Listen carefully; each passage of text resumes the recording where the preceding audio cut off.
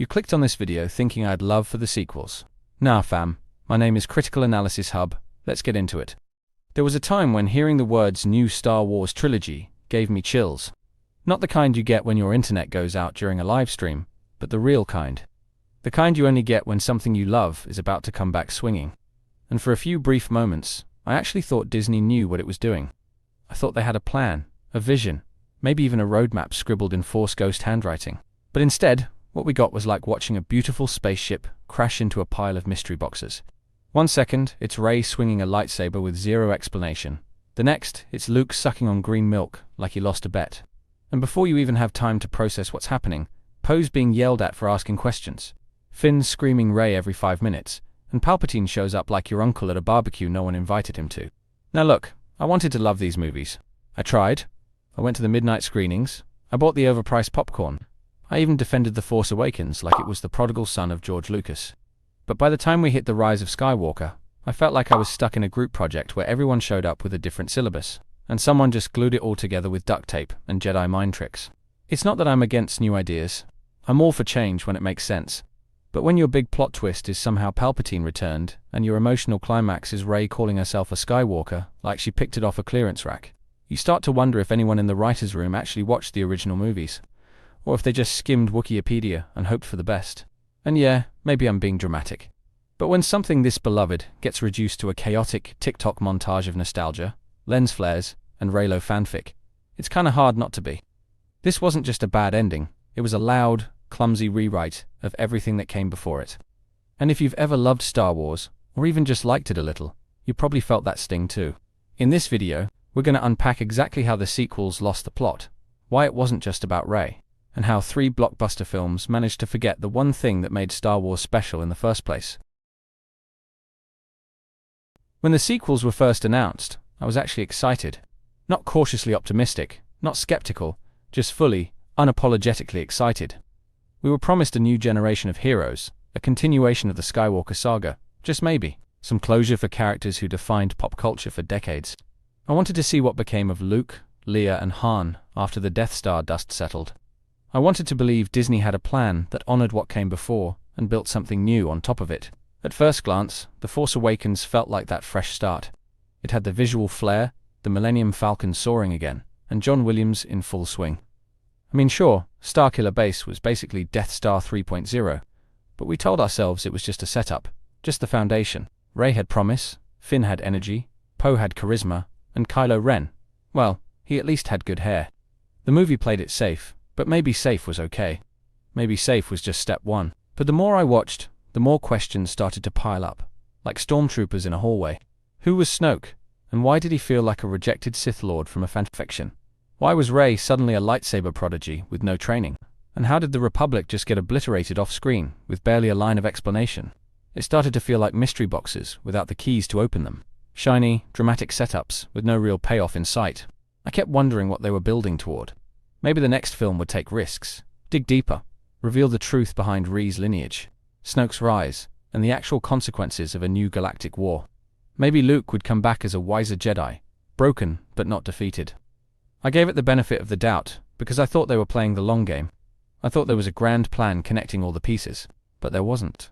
What looked like curiosity turned out to be confusion in disguise. And that confusion didn't go away, just got louder, messier, and harder to ignore as the trilogy stumbled forward.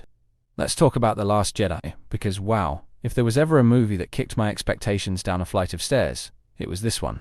This was supposed to be the turning point, the bold middle chapter that deepened the mythology and raised the emotional stakes.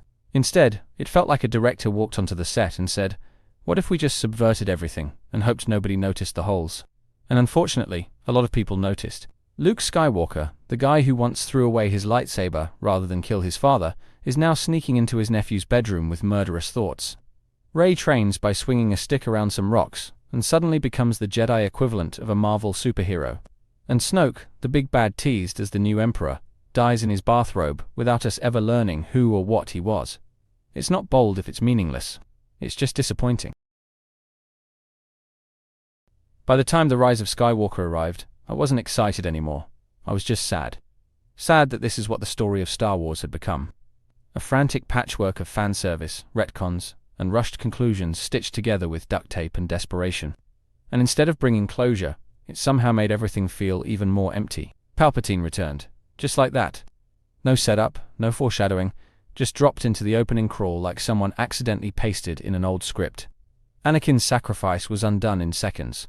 The prophecy meant nothing, and we weren't even told how or why he came back. Just somehow. A word that now haunts Star Wars fans like a ghost whispering from the void. Rey, once a mystery with potential, becomes the ultimate Force user by default. No training montage, no spiritual struggle, just instant power boosts as needed. Finn, who started as a stormtrooper with heart and purpose, becomes background noise. Poe turns into comic relief with no arc. And Kylo Ren, one of the most promising characters, flip-flops so hard it feels like whiplash. Even Chewie's fake-out death was undone within minutes, as if emotional impact was too risky to commit to. Leia's scenes were cobbled together from unused footage, and while I respect the attempt, it just didn't work. Her dialogue felt disconnected and awkward. Her death barely registered because we were too busy jumping between MacGuffins and magical wayfinders.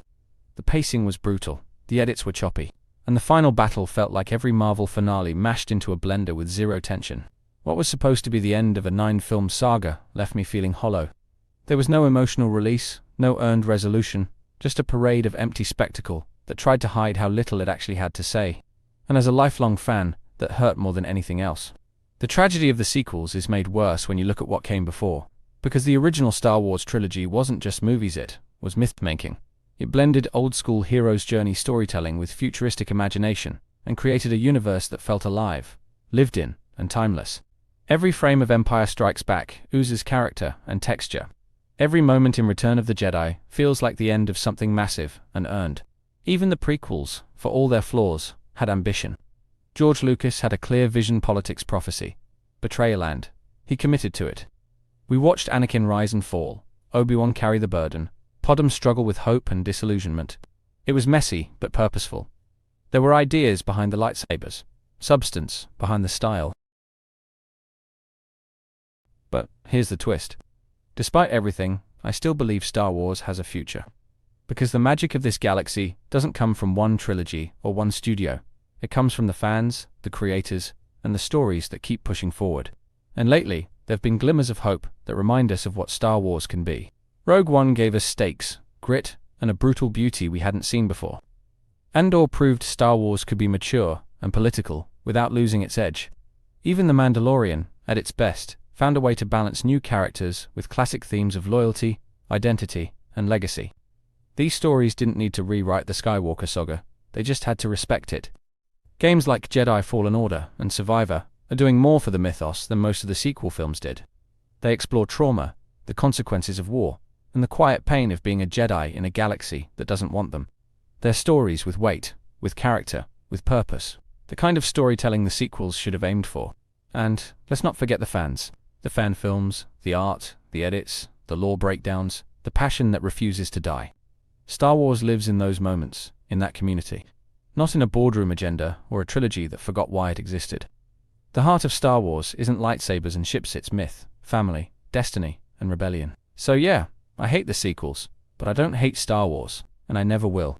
In the end, the Star Wars sequels weren't just a disappointment. They were a missed opportunity on a galactic scale. A chance to close the greatest cinematic saga in history with heart and clarity. Instead, we got half-baked scripts, clashing visions, and a trilogy that collapsed under the weight of its own indecision. They didn't fail because they were different. They failed because they were directionless.